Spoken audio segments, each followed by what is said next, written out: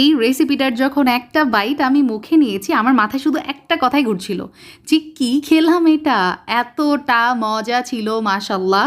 এটা জাস্ট মুখের মধ্যে গলে যাবে। এতটাই সফট, স্মুথ, সিল্কি, ক্রিমি টেক্সচারে ভরপুর এই ডেজার্ট। আর সবচেয়ে বড় কথা, একদম নতুন একটা ডেজার্ট রেসিপি আজকে আপনাদের সঙ্গে শেয়ার করতে যাচ্ছি। ঈদ, চাঁদ, পালা, পার্বণ, গেট টুগেদার পার্টি যে কোনো অনুষ্ঠানের জন্য এই ডেজার্টটা একবারে বেস্টের মধ্যে বেস্ট। আর একদম পানির মতো সহজ করে রেসিপিটা শেয়ার করব। As you all know, Hriday Ferdous Khan channel মানেই সহজ রেসিপি। আমি এখানে প্রথমে একটা বোল নিয়েছি, তার মধ্যে একটা স্টেনার নিয়েছি এবং তার উপরে একটা পাতলা সুতি কাপড় বিছিয়ে দিলাম। এখন যেটা করব, আমার লাগবে 1 কাপ পরিমাণ টক দই। আর এটা আমার বাসায় বানানো টক দই। রেসিপিটা কিন্তু আমার ফেসবুক পেজ এবং ইউটিউব চ্যানেলে দেওয়া আছে, আপনারা চাইলে চেক করে নিতে পারেন। আচ্ছা, এখন যেটা করব, টক দইয়ের মধ্যে থেকে এক্সেস যেই পানিটা সেটা ঝরিয়ে ফেলছি। আর এই কাজটা করলে যেটা হবে, ডেজার্টের মধ্যে একটা ক্রিমি টেক্সচার থাকবে। আচ্ছা, আমি ওপরে একটু ভারী কিছু রেখে দিলাম যাতে করে পানিটা খুব দ্রুত ঝরে যায়। এখন আমার লাগছে এই রেসিপির মূল ইনগ্রিডিয়েন্টস, সেটা হচ্ছে আম।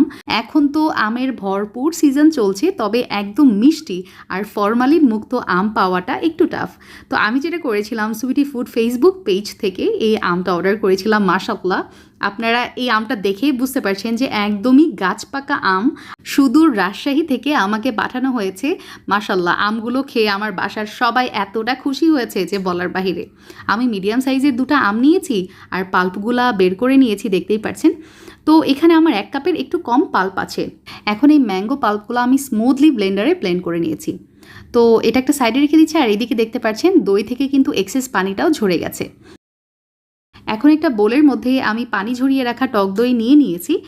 সেম বোলে আমি অ্যাড করে দিচ্ছি ম্যাঙ্গো পাল্প, যেটা একটু আগে আমি ব্লেন্ড করে রেখেছিলাম। আর আপনাদের আমে যদি আঁশ থাকে সেক্ষেত্রে ব্লেন্ড করার পরে ছেঁকে নিতে হবে কিন্তু। আর এখানে আমি ঘন দুধ নিয়েছি, 2 কাপ দুধ জাল করে 1 কাপ বানিয়ে নিয়েছি। রুম টেম্পারেচারে আছে সব কিছু। এই পর্যায়ে আমি অ্যাড করে দিচ্ছি কনডেন্স মিল্ক। এখানে 1 কাপের সামান্য একটু কম আছে, দেখতে পাচ্ছেন। তো পারফেক্ট। আমার আমটাও কিন্তু প্রচুর মিষ্টি আর কনডেন্স মিল্কের পরিমাণটাও ঠিক আছে। তবে টক যদি হয় আম, সেক্ষেত্রে কনডেন্স মিল্ক কিন্তু আরেকটু বেশি অ্যাড করতে হবে। তবে এই ডেজার্টে যদি আপনারা চিনি ব্যবহার করেন সেক্ষেত্রে পানি কাটার সম্ভাবনা আছে। আচ্ছা, এখন আমি দিয়ে দিচ্ছি হচ্ছে 2টা রুম টেম্পারেচারে থাকা ডিম।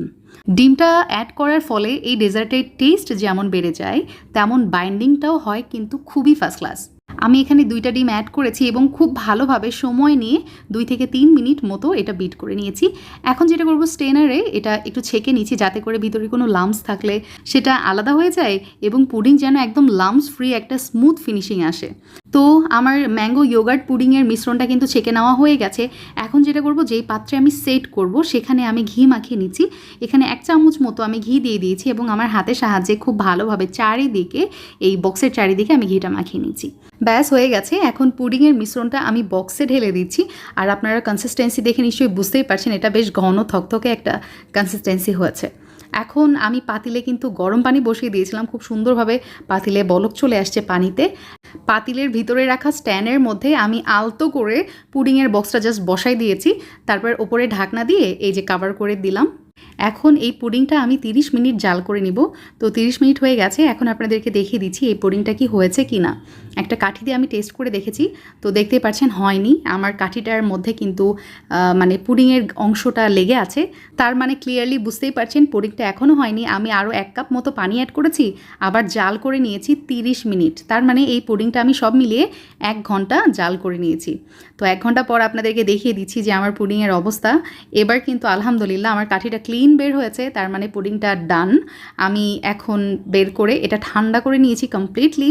এখন আপনাদেরকে সার্ভ করে দেখিয়ে দিচ্ছি। আর এই পুডিংটা ঠান্ডা হলে কিন্তু সবচেয়ে বেশি মজা লাগে।